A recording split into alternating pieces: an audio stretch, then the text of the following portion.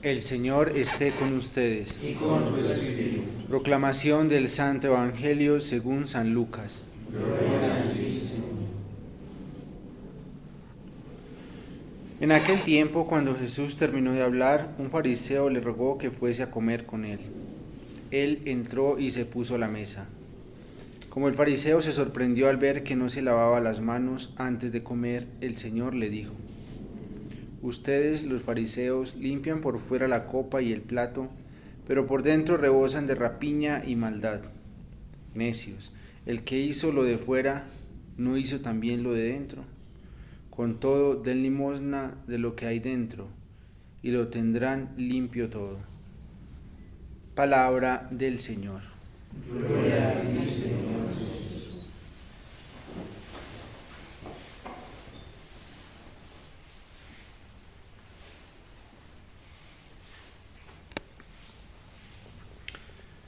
Hay un deseo y un anhelo muy profundo en el corazón de todo ser humano, todos lo tenemos, y es el deseo de la libertad, poder vivir en la plena libertad.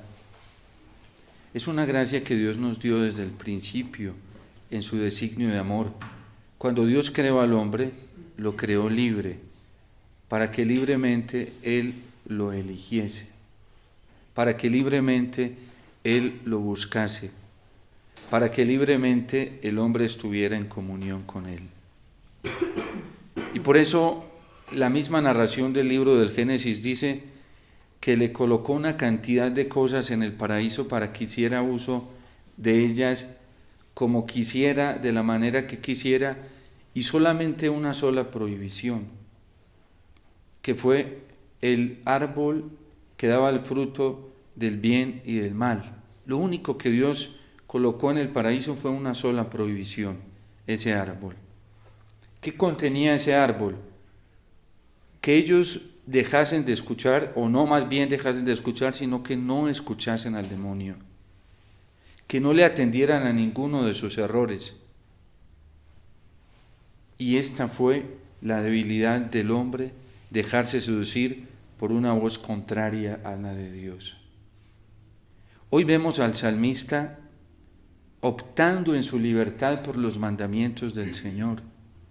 Hoy vemos al salmista sintiéndose pleno porque ama la ley del Señor y porque experimenta en su corazón esa libertad que tanto ha ansiado, que tanto ha buscado, que tanto quiere en el cumplimiento de la voz del Señor, de sus palabras. Todo el Salmo 118 es una alegría plena, una experiencia de plenitud que está contando un hombre piadoso o algunos hombres piadosos de Israel que encuentran en el cumplimiento de la voluntad del Señor, en el cumplimiento de sus mandatos, la plenitud, el gozo de su vida. Y esa plenitud el Señor la prometió a través del profeta Jeremías. Llegarán días, oráculo del Señor, en que ya no tendrán que adoctrinarse en ustedes a sí mismos. Yo mismo los adoctrinaré para que nada los esclavice, para que ninguna voz seductora los engañe, para que ninguna orientación errónea los seduzca y sean verdaderamente libres y sean verdaderamente plenos. Porque esa es la voluntad de Dios. Los padres de la Iglesia dicen una cosa muy hermosa, ¿sí? Que dicen que la gloria de Dios, o sea, la plenitud de Dios, el gozo profundo de Dios, la alegría profunda de Dios, es el hombre viviente. Somos cada uno de nosotros. Y cuando el ser humano se convierte en una gloria y alabanza, en un motivo de gozo para el Señor, cuando participa de esta plenitud que vive Dios. Y la forma de participar de esta plenitud de Dios es entrando en comunión con su palabra. Pero el diablo es muy astuto, porque él sabe muy bien que en el corazón de todos nosotros está esa aspiración a la libertad, a la felicidad, a la plenitud, y se disfraza de verdad. Él se disfraza de una opción correcta para engañarnos y seducirnos y esclavizarnos, y todas esas propuestas que Él nos hace a través del mundo terminan dejando en nosotros una experiencia amarga, triste. Termina dejando como fruto lo que nosotros no estamos buscando. Y allí es donde nosotros nos damos cuenta que no hemos caminado por los caminos del Señor, que nos hemos dejado engañar, que nos hemos dejado atrapar por estas voces seductoras. Y por eso hoy el salmista lo dice de una manera muy profunda. Señor, cumpliré sin cesar tu ley por siempre jamás, porque yo solamente espero en tus mandamientos. Cuando nosotros comenzamos a vivir según esa libertad que está en Cristo, según Cristo, como Cristo vivió, como Cristo actuó, es que comenzamos a experimentar un fruto diferente al que experimentamos cuando nos dejamos llevar por nuestros propios criterios, muchas veces viciados por los pecados que hemos cometido en el pasado y por los engaños del demonio, del ambiente social, del ambiente religioso, del ambiente familiar. Es muy terrible cuando uno se deja adoctrinar por una persona que no tiene la libertad del Señor, que no es coherente con los mandamientos del Señor, que no es coherente con su palabra.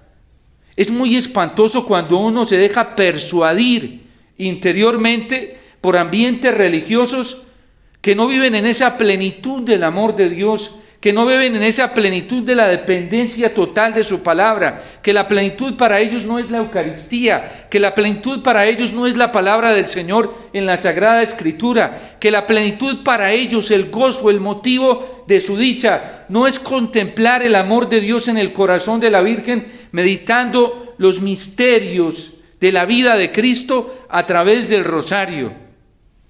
Pero nos suele suceder mucho que nos dejamos persuadir muy fácilmente por un ambiente social y religioso que está viciado, por criterios de personas que están dentro de la iglesia, que no viven en esa libertad de los hijos de Dios. Cristo formó toda su naturaleza humana a partir de la palabra de Dios. Y es que no fue para menos. El Padre le concedió dos papás hermosos, San José y la Virgen. La Virgen y San José no se dejaron contaminar del ambiente religioso en el que vivían. La Virgen y San José no se dejaron contaminar ni persuadir por el ambiente social en el que se movían. La Virgen y San José no se dejaron persuadir por el ambiente espiritual, pastoral, teológico, moral en el que ellos vivían. En realidad, Cristo, en su naturaleza humana, llegó al paraíso que llegaron Adán y Eva antes del pecado. Leer el primer capítulo del libro del Génesis antes del pecado es fantástico. Cuando ustedes puedan, hagan un ejercicio en su oración y cojan el capítulo primero del Génesis antes del pecado y comiencen a meditarlo profundamente. Y luego cojan el capítulo 21 del Apocalipsis, que es el último capítulo de la Biblia, y comiencen a hacer una comparación entre los dos. El primero es la realidad del principio que estableció Dios. Adán y Eva en una plenitud entre ellos mismos y con toda la creación. ¿Cómo miraba, por ejemplo, desde la pureza Adán a Eva? La miraba como un regalo precioso de Dios, no como un peligro para que lo hiciera caer en el pecado. Nunca llegó a mirar a esa mujer con sospecha. ¿Qué veía en ella? Veía un regalo fantástico del amor de Dios y se lo agradecía a Dios. ¿Qué veía Eva en ese hombre? Veía un regalo maravilloso del amor de Dios. No sentía desconfianza hacia él. Sabía que las indicaciones que él le diera eran seguras, porque era un hombre que vivía en plena comunión con la voluntad de Dios.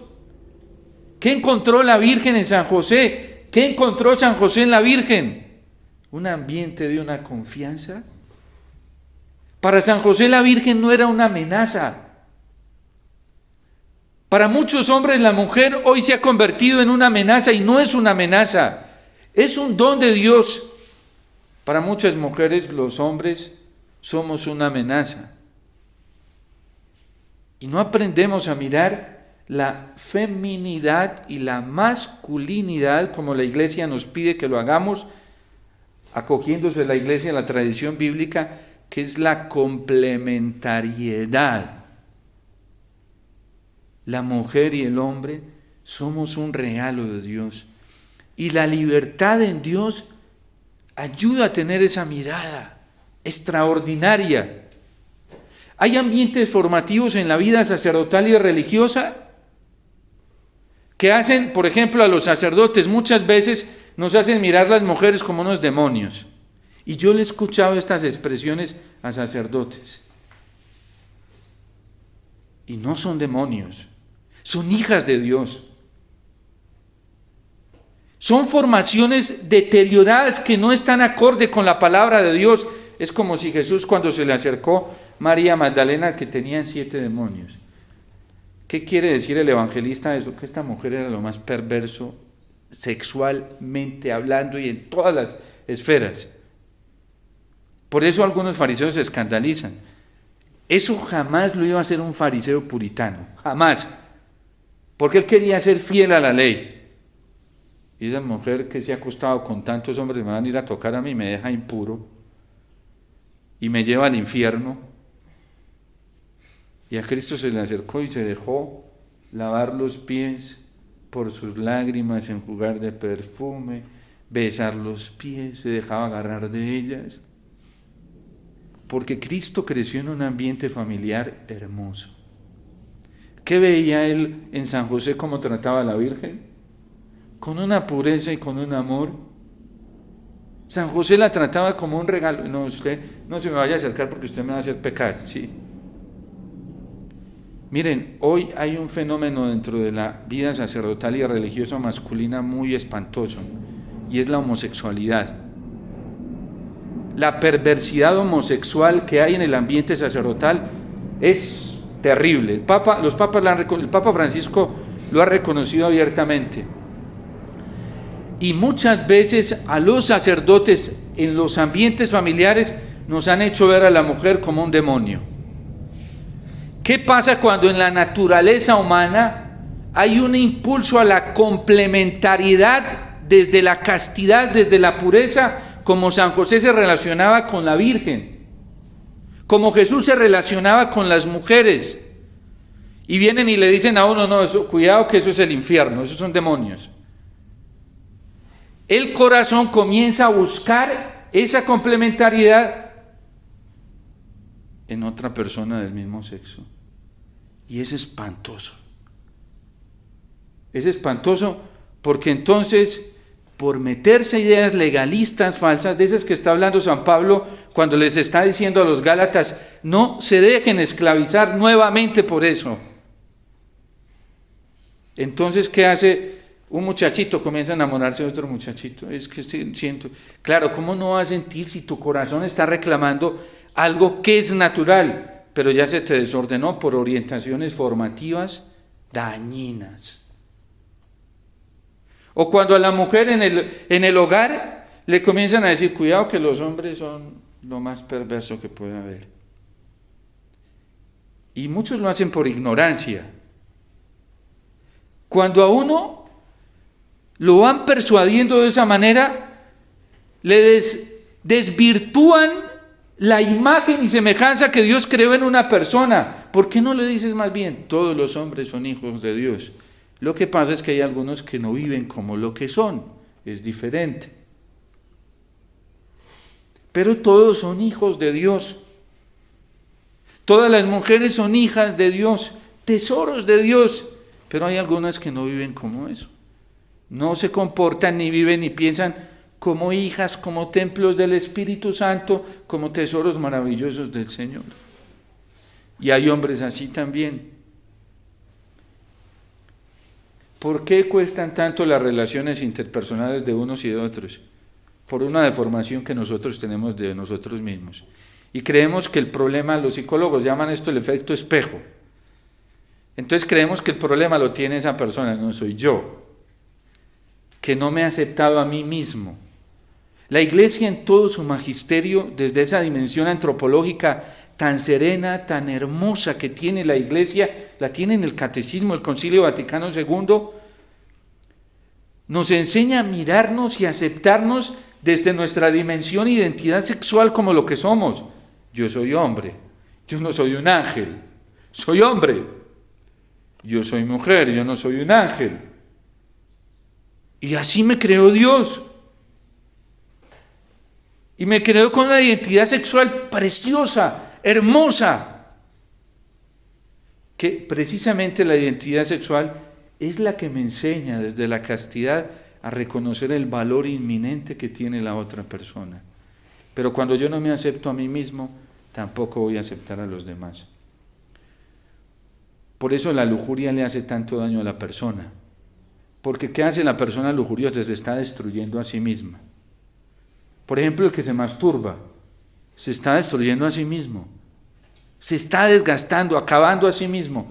Y todo el que se daña a sí mismo, así va a tratar a los demás. Así los va a tratar.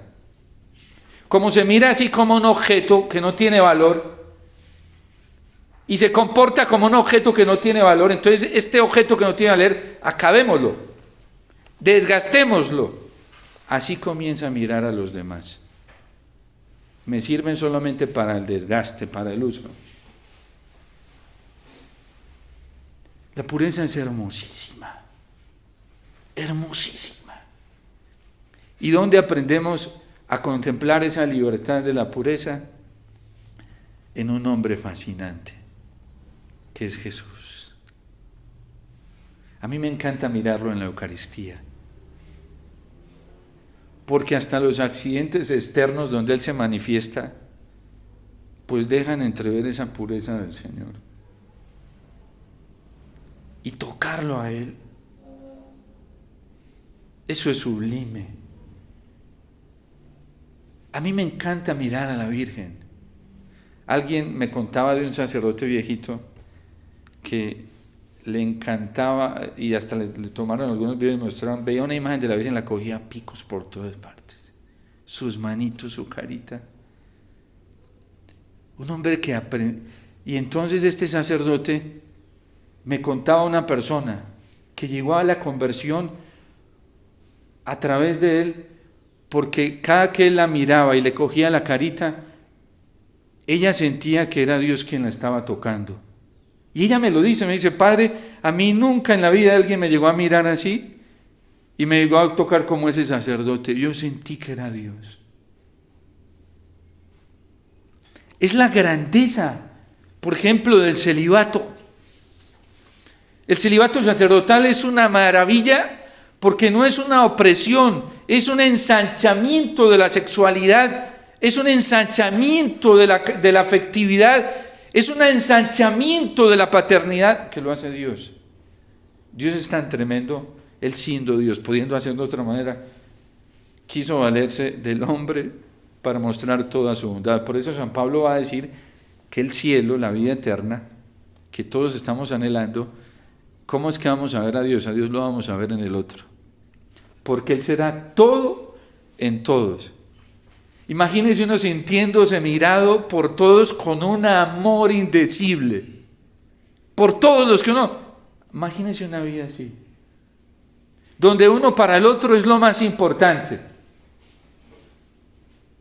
Donde uno para el otro es lo más precioso. Donde uno para el otro es lo más espectacular que Dios puede haber creado.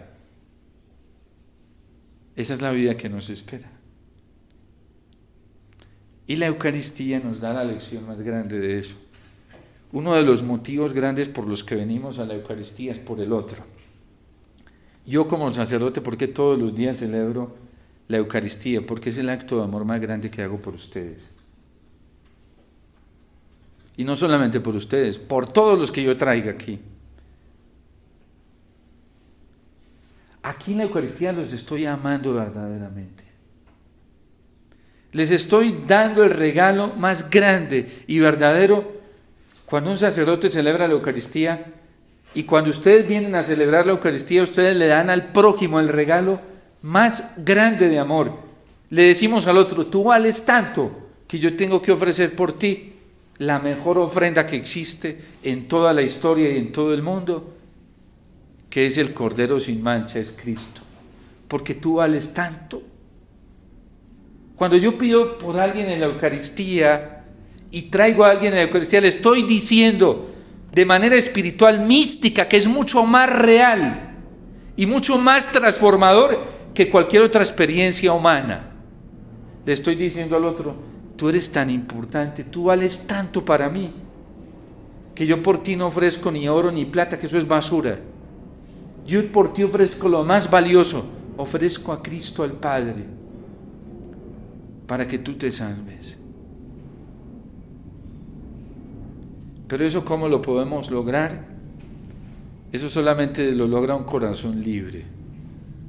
Un corazón que todavía es esclavo de los criterios mundanos, de los criterios erróneos, de los criterios falaces, legalistas como lo de los fariseos, como este fariseo que se escandaliza cuando Cristo llega a comer y no hace las abluciones. Ellos tenían un paquete de abluciones que la gente ni se lo sabía de memoria.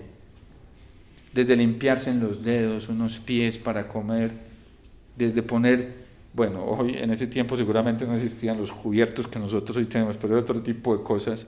Y entonces si no lo pones de esta manera, entonces, y se escandalizaban por eso. Un perfeccionismo atosiguante. Y era tan terrible que para ellos era santa una persona que hiciera todo eso externo. Esa era la persona que tenía la comunión más grande con el Señor. El que tuviera trapitos roticos por ahí o no, así como San Francisco, así es que fue un escándalo para muchos en la jerarquía de la iglesia, ¿sí? Porque para la mayoría eso no era evangélico. Pero él vivía en la libertad de los hijos de Dios. Así vivía Cristo. Y llegó a casa de este fariseo y Cristo tranquilo. Cristo sabía que lo estaban observando.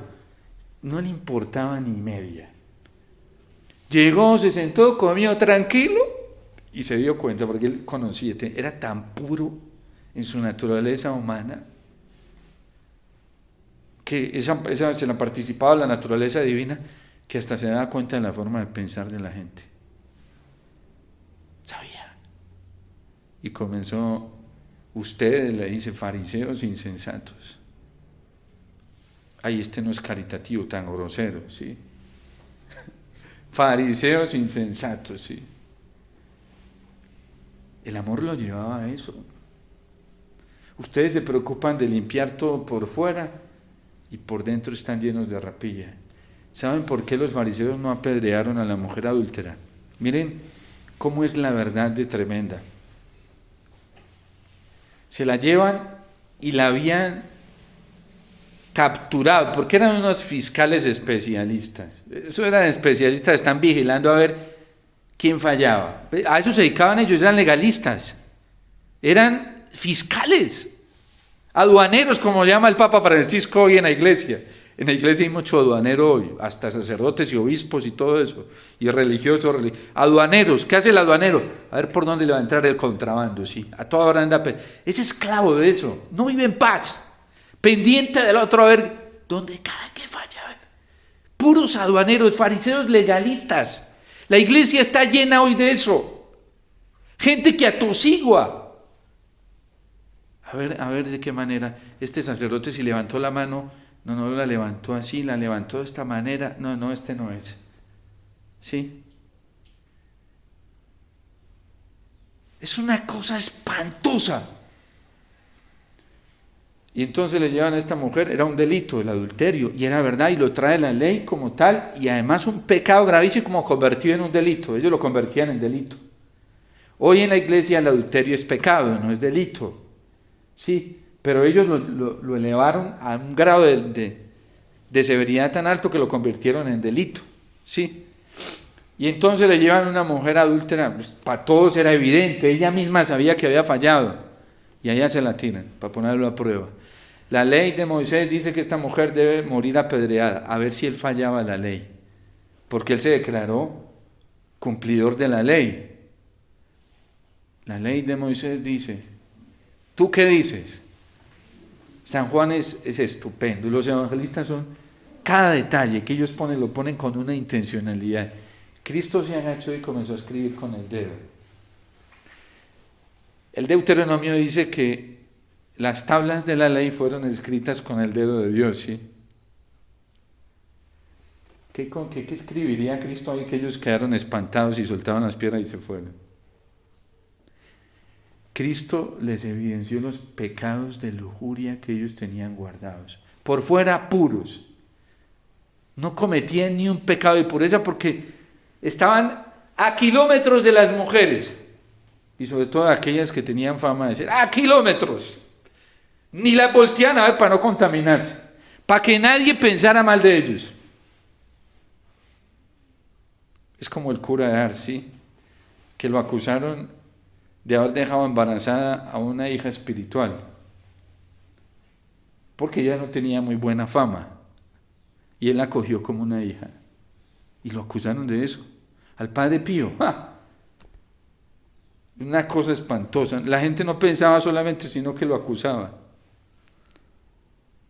y seguro que los que lo acusaban tenían ese problema, los que llevaron a esta mujer tenían ese problema con la impureza, y ahí Cristo y les dice, luego se levanta Cristo y les dice, el que se sienta libre, que tire la primera piedra. Y no pudo, por eso les daba tanta rabia, porque era tan cierto y tan evidente lo que Cristo les desvelaba, que lo que se despertaba en ellos era odio hacia Cristo.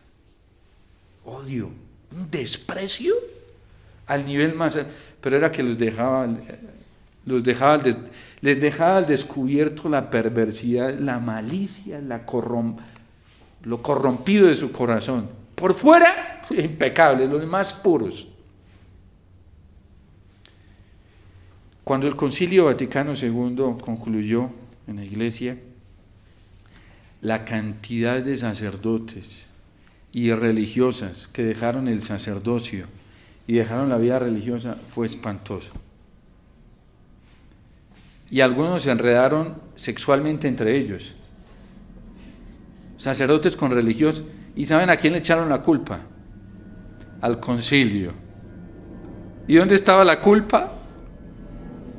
Allá la tenían escondida detrás de un hábito, detrás de una sotana, bien disfrazadita, porque por dentro querían ser desordenados sexualmente. No aspiraban a Dios. No querían amar a Dios, su único anhelo eran las concupiscencias desordenadas. Ellos no estaban buscando amar a Dios. Y hoy le siguen echando a algunos la culpa al concilio, ¿sí? Y el concilio fue un profeta, fue un Juan Bautista. Cogió y trajo la verdad y sacudió la iglesia. Mi director espiritual, que le tocó todo ese tránsito, dice que fue como cuando cogen un árbol y lo sacuden fuertemente. Y entonces él coge la risa y dice, mijito, ¿qué cae de un árbol cuando lo sacuden así de fuerte? Y dice, mijito, lo que no sirve. Porque el que vive en la libertad de los hijos de Dios, lo sacuden con toda clase de pruebas. Y no afloja ni media. ¿Quién fue más probado en el Antiguo Testamento que Abraham? Y no aflojó. Hay gente en la iglesia que anda escondiéndose de las pruebas, como si el problema de las pruebas fuera externo. Eso está dentro en el corazón. Y por eso el Señor hoy pide una purificación desde el interior. Y esa purificación solamente se alcanza aspirando verdaderamente a la vida eterna desde adentro, desde el corazón. Porque hay gente que dice que quiere ser santa, que quiere ser cielo, que quiere vida eterna, que quiere el reino de los cielos, pero solamente de acá para afuera. Mentiras que dentro del corazón anhela otras cosas. Anhela alabanzas, anhela la comprensión humana, anhela la aceptación de los hombres, anhela las riquezas, anhela los bienes, anhela el honor de esta vida. ¿Ustedes creen que un corazón allá internamente que anhela poder, que anhela protagonismo, que anhela placer en todas las esferas, que se complace en el desorden sexual y que interiormente lo justifica? ¿Ustedes creen que ese corazón puede ver a Dios? Si ni siquiera lo está deseando, ¿cómo lo va a ver? Lo que desea es eso, justificar sus corrupciones internas. Porque su opción fundamental del corazón no es Dios. Nunca lo va a poder experimentar. Y por eso nosotros tenemos que mirar bien dentro qué es lo que estamos deseando. Porque eso de fuera no sirve, de la cabeza no sirve. Conocer todas las exigencias del Evangelio de la mente. Ya la iglesia está llena de teólogos intelectuales que se conocen todo con puntos y comas y guiones y punto y coma y comillas y signos de admiración. Saben la teología así, son maestros de espiritualidad así, se conocen la vida de los santos así, pero de la cabeza. Un pobre cristiano de estos que sabe tanto, conoce tanto de moral, un pobre sacerdote que conoce intelectualmente tanto de moral, de dogma, le llega la tentación y ese pobrecito, ¿cómo se va a poder defender? ¿Ustedes creen que la fuerza intelectual le va a servir para vencer la tentación? Jamás. La tentación es más fuerte que lo que nosotros podamos tener en un concepto. Por eso el Papa Benedicto dice que se comienza a ser cristiano no por ideas, sino por una experiencia del corazón, del alma, de adentro, con la gracia del Espíritu Santo. El que sabe muchas cosas de Cristo, de la cabeza, pobrecito. Uno primero experimenta, esa es la orientación que trae la iglesia. Creo para luego entender, no primero entiendo para creer, no funciona así. Yo primero creo porque hay una manifestación sobrenatural y creo que es Dios y creo que es ella y llega al corazón y después la racionalizo, claro, sí, utilizo la inteligencia para que eso crezca más, pero no al contrario. Y así esto está lleno de sacerdotes, obispos, teólogos, religiosos, que primero quieren entender para creer. Entonces, por ejemplo, a algunos les va mal con el celibato, porque primero lo quieren entender en la cabeza. Hay religiosos y religiosas que les va muy mal con la castidad, o con la obediencia, o con la pobreza, porque primero quieren entenderla para después vivirla. Eso no funciona. Primero hay que vivirla, experimentarla, gozarla, y después viene la parte intelectual. No nos dejemos esclavizar porque todos esos son vicios que esclavizan. Y pobrecito, porque el que vive así hoy vive amargado. No vive de la plenitud de los hijos de Dios. Un pobre así, una pobre así, no saben qué es el cielo. Nunca lo han experimentado en su corazón, y menos lo van a desear. ¿Qué lo van a anhelar? Si la experiencia que tienes no es nada. No es nada. Nosotros tenemos que buscar esa experiencia con el Señor. Nada más hermoso que en momentos de dificultad y de prueba uno pueda tener la certeza aquí adentro en el corazón que fue Dios y que no fueron las fuerzas humanas. A mí me encanta cuando durante el día suceden tantas cosas buenas y yo digo, Señor, fuiste tú. Esto no lo hubiera sido capaz de hacer ningún ser humano por mí. Fuiste tú. Eso trae una plenitud al corazón. Solo tú que me amas tanto y que trabajas en función de hacerme sentir feliz. ¿Yo por qué voy a darle la gloria de Dios a las criaturas? ¿Qué tal? ¿Qué tal? Eso sería faltar al primer mandamiento. Es que Dios es el principio, la causa. Cristo le dijo a los fariseos, ustedes no creen en mí porque ustedes viven dándose gloria entre ustedes mismos. Ustedes son dioses. Y por eso nunca van a creer en mí. En cambio, yo no busco mi gloria. Yo busco la gloria de mi Padre. Todo lo que nosotros somos de bueno, todo, absolutamente todo, es de Dios. Solo de Él y nadie más. Por eso nosotros no debemos hacer dependientes de nada ni de nadie. Tenemos que ser muy libres, vivir de Dios y para Él. Y un corazón que experimenta ese amor de Dios le responde fielmente, espontáneamente.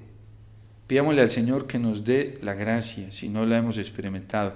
En la iglesia hay mucha gente muerta. Y se le aplica aquello del libro del Apocalipsis. Tienen nombre de vivos, pero están más muertos, pobrecitos. Muertos en vida. Miren, hay pobres sacerdotes y obispos que no pueden con el celibato sacerdotal. No pueden. Y tenían la esperanza puesta en que con el Papa Francisco esto se iba a lograr. ¿Cómo estarán ahorita? ¿Cómo quedarían?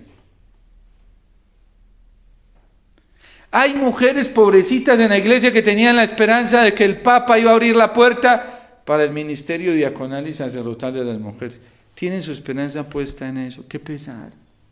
¿Cómo quedarían ahorita? ¿Cómo estarán? Pobrecitas. Porque no tienen su esperanza puesta en Dios. Hay cristianos, sacerdotes, teólogos que tenían la esperanza puesta que el Papa Francisco iba a suavizar las exigencias de la moral sexual en la iglesia, para que dijera que la masturbación no era pecado, que la pornografía no era pecado, que tener ciertos deslices como el adulterio en la vida humana no era pecado.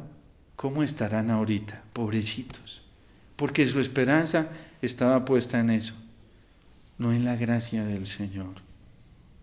¿En qué está puesta nuestra esperanza? ¿En qué está puesta? Por eso San Pablo hoy a los que experimentan esa libertad de los hijos de Dios les dice: manténganse firmes y no se dejen quitar esa libertad. Así los maten, así lo pierdan todo, no importa. Cristo quedó solito en la cruz, pero fue libre, murió satisfecho, pleno, porque vivía de Dios y para Dios. Y este es un tiempo muy hermoso, Dios lo está haciendo suavecito, ¿sí? Por indulgencia con nosotros, porque Él es muy condescendiente, pero Dios está desenmascarando todo lo que hay dentro y lo va a terminar de desenmascarar. Todo va a quedar. Él se lo dijo a David: lo que tú hiciste ocultamente, yo lo voy a evidenciar a la luz de todos, para que todos se den cuenta de lo que tú caíste. Se lo dijo. Y en la iglesia están quedando muchas cosas en evidencia. Dios está destapando la olla. Por eso nos está llamando al arrepentimiento, para que no le toque hacer eso. Porque Él con su palabra que pone en evidencia todo, lo está destapando. Y lo va a seguir haciendo. Entonces, nosotros pidámosle la gracia al Señor de vivir en la libertad del amor. Dios es lo más grande. Ayer alguien me contó algo que me fascinó mucho, un laico, contándome de un santo, ya no me acuerdo cuál fue, que cuando celebraba la Eucaristía venía mucha gente a la misa. Y cuando él terminaba, volteaba, porque era de corazón a Dios, en el rito anterior al concilio. Cuando se terminaba la Eucaristía y daba la despedida, no había nadie en la misa, la gente se le iba. Pues porque le parecía como muy aburridora la Eucaristía con él. Y es santo, sí. San José de Cupertino. A él no le importaba, pues para él era el deleite, y nunca dejaba, su deleite era Cristo Eucaristía. Los santos nos dan una. Santa Teresa se quedó sola. Las mismas hermanas de su monasterio la persiguieron cuando ella vivía mediocremente, tenía amigas en el monasterio, todas la querían. Cuando Santa Teresa de Jesús comenzó a vivir radicalmente para Cristo, le hicieron la vida imposible sus propias monjas. A San Juan de la Cruz lo metieron los mismos frailes, intentaron deshacerse de él como acomodiera el lugar y lo metieron a la cárcel. Ellos mismos tenían un calabozo allí en el convento, ya lo metieron y lo encerraron. Y ahí San Juan escribió ese poema tan famoso de la noche oscura del alma. Gente libre, está dispuesta a lo que sea por el Señor y no se dejó manipular San Juan de la Cruz. Y no se dejó manipular Santa Teresa. Cuando la ponen ante un tribunal, para que ella vaya y hable a ver si se arrepiente, dije, voy a decir todo. Y lo voy a decir como es. Y escriba bien, porque cuando las ollas se destapan, dejan de borbollar. Y ella entendió que Dios la había mandado a destapar una olla de la vida mediocre que estaban viviendo muchos religiosos y muchas religiosas en su época. Por eso Dios ha llamado hombres y mujeres valientes en algunas épocas, que no les importa, y la persiguieron dentro mismo, no la entendían. Hoy nosotros somos felices leyendo su doctrina. En tiempo de Santa Teresa la perseguían, decían que eso era del diablo. Hubo directores espirituales que le decían que eso no era de Dios. Mismos directores espirituales, imagínense, mismos confesores y directores espirituales decían eso. ¿Qué no pensaban alrededor de ella? San Francisco, no creamos que la vida cristiana es que todos nos estén dando aplausos. No, por ahí vamos muy mal, muy mal. ¿Cuándo nos van a creer? Cuando lleguemos al paraíso, cuando muramos y verdaderamente hayamos dado la vida, porque esto nos van a creer. Aquí no tengamos esperanzas humanas. Los santos son creíbles porque después del tiempo la Iglesia se dio cuenta que habían sido coherentes. En el tiempo, en el presente, padecieron las bienaventuranzas. El secreto para ser felices, muy cortico en la Biblia.